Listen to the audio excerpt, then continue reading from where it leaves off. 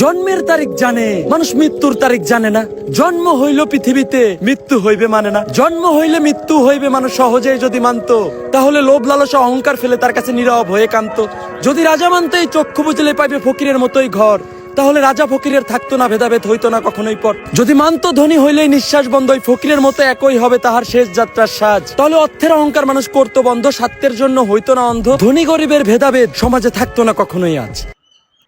কি বয়স দিলি রে ভাই, যতই শুনি ততই ভালো লাগে ভাই। বিল্লাল ভাইয়ের বয়সটা শুনে যাবেন, দেখেন কার বয়সটা সারা হয়েছে কমেন্ট করে জানান। এমন ভিডিও পাইতে পেজটা ফলো করে রাখেন। বিল্লাল ভাইয়ের বয়সটা শুনেন ভাই।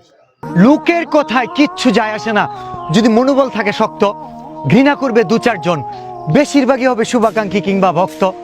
এগিয়ে যাওয়া মানতে পারে না, তারা পরনিন্দায় মত্ত। পিছু লোকে কিছু বলে, এটাই তো চিরন্তন সত্য।